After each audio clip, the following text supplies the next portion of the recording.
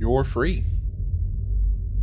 You can say what you want, vote how you want, buy whatever you want, watch, click, scroll, pick, whatever it is that you want to do. So, why does it feel like you're stuck?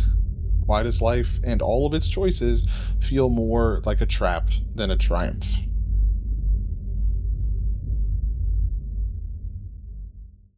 Okay, let me be completely clear.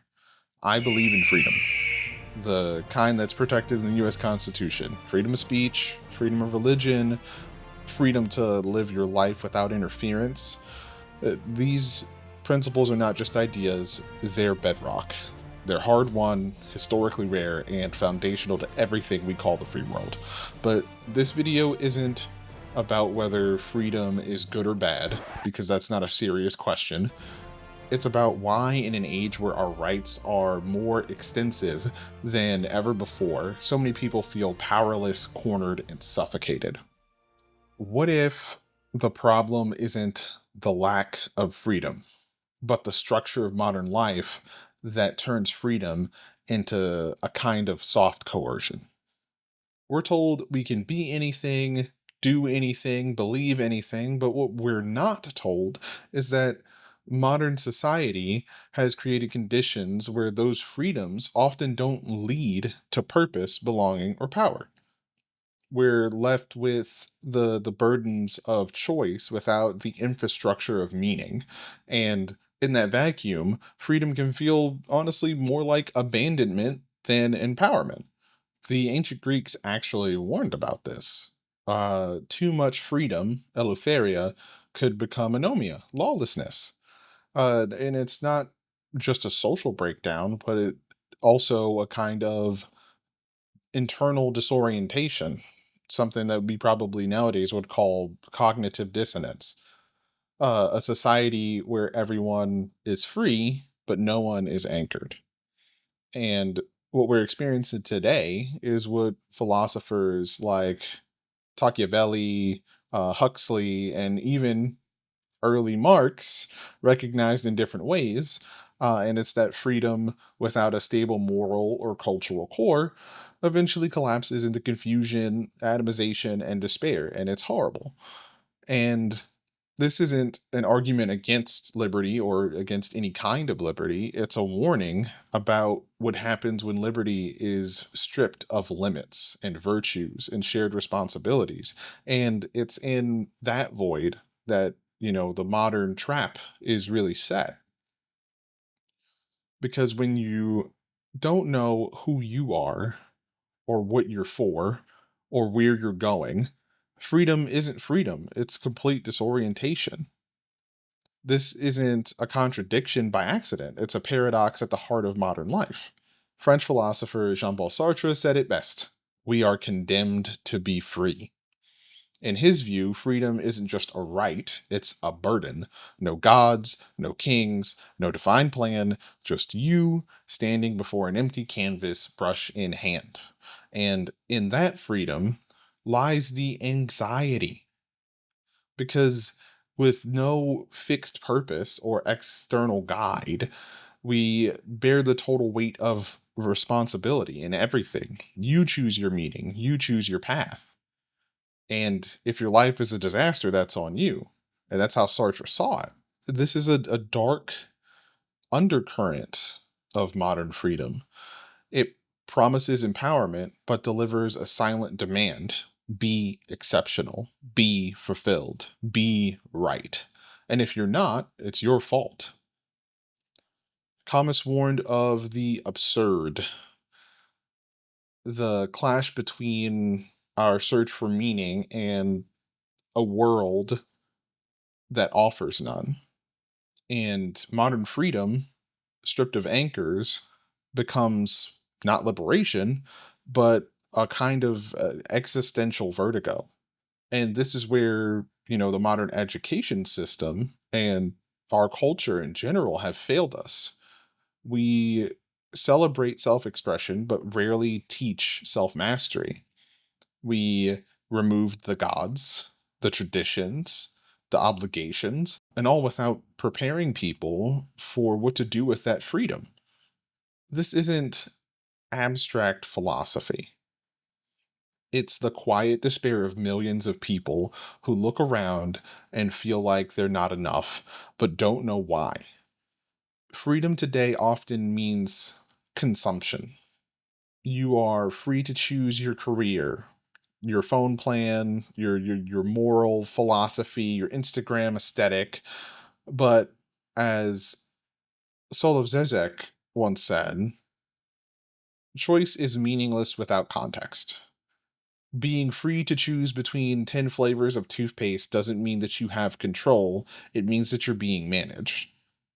Zygmunt Bauman called this exact world liquid modernity, like a constant churn of novelty and insecurity, and you're not anchored, you're just floating in the abyss. And not to kind of say capitalism is bad, because it's not, but capitalism turns freedom into a kind of treadmill. You're free to run, but you never arrive. Each choice kind of becomes a performance, and each freedom a transaction. And then, worst of all, you're told that any dissatisfaction is your fault for not choosing better. And in this model, your failure isn't systematic, it's personal. And that's how power that's how power stays invisible. The market offers you 1,000 kinds of everything, but very little of anything meaningful. And we've mistaken abundance for fulfillment. We don't suffer from scarcity of options, we suffer from scarcity of purpose. Even dating has become transactional. We treat relationships like gig work. You match, you perform, you move on. It's freedom, technically, but it's also loneliness on demand. This was never what the Enlightenment tradition envisioned. The thinkers who helped shape the modern Western world defended markets with moral anchors. Without that, you get what G.K. Chesterton called the virtues gone mad, freedom as a principle detached from any higher aim. And it makes everything and everyone worthless. Here's the paradox of emotional freedom in the modern world. You're allowed to feel anything as long as you process it in the exact way that you're told. Modern emotional culture sells you pre-approved pathways. You're not sad, you're low energy. You're not angry, you're unhealed. And heaven forbid you question the system that made you feel that way to begin with. There's a script. You will process your emotions that I decide you have in a way I decide is best until you reach the conclusion I want. There's this strange internalized discipline. Um, and I can't exactly recall which philosopher spoke about this, but it's I believe they call it psychopolitics. Uh, and it's essentially explaining a society that doesn't rule by force, but by mood management.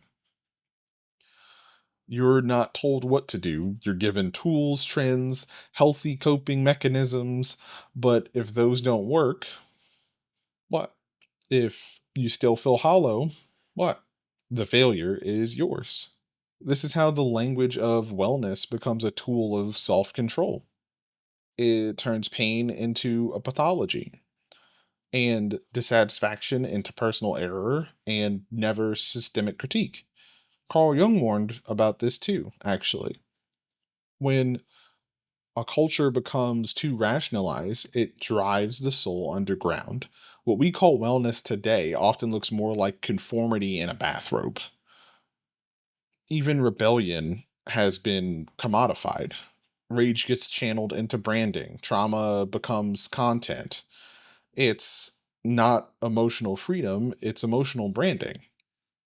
We're more connected than ever, more visible than ever, and yet less free in how we actually express ourselves than ever before. At least in the United States, freedom of speech is still protected, but where's our freedom from surveillance? Where's the freedom from judgment? Where is the freedom from metrics? That's all a different story. Deleuze warned of this exact transition from societies of discipline to societies of control. And we're not in a prison, but we're under constant observation. We're not censored, but optimized. Social media gives you a stage and a script. Say what you want, but make sure it trends. Be yourself, but only the monetized version. You're not censored by law, but you're censored by expectation. And that's far more efficient. Think about it. If the most powerful platforms on earth are free, what's the product? You are the product. Your attention, your preferences, your compliance. We mistake the ability to say something for the freedom to mean something. But your speech is filtered through corporate algorithms. Your freedom is pre-moderated. And worse, your self becomes a brand. You no longer exist for yourself. You exist to be seen. That's not liberty. That's a panopticon with a follower count. This is the paradox. We wanted liberation and we got fragmentation. We chased freedom, we found fatigue. And the great lie? That if you feel trapped, it's your fault. That you didn't meditate enough, hustle enough, choose the right toothpaste or therapist or life coach. But maybe it's not your fault. Maybe the system was never designed for liberation. Maybe it was designed for consumption and compliance. What if real freedom isn't endless choice, but rootedness, responsibility, shared vision? Maybe freedom isn't about getting to do whatever you want. Maybe it's about knowing who you are and what matters and having the courage to build something bigger than yourself. We're not less free than we used to be, not legally anyway. But we are more fragmented. We're definitely more isolated. And I, for one, am more exhausted by the world that defines freedom as you're on your own, good luck. Freedom without connection is just chaos. Freedom without clarity is paralysis. True freedom isn't just the right to choose, it's the ability to understand why you're choosing and who you're becoming in that process. And maybe, just maybe, being truly free starts with learning how to live beyond the illusion. Do you feel free? Or do you feel trapped by the very things that promise you freedom? I want to hear what it looks like in your world. Let's talk about it in the comments. If you want to keep unpacking the ideas that shape how we live, think, and feel, please subscribe and share this with someone who's asking the same questions. Up next, I think we'll hit why misinformation spreads faster than truth. Anyway, my name is Milan, and this was But Why Though?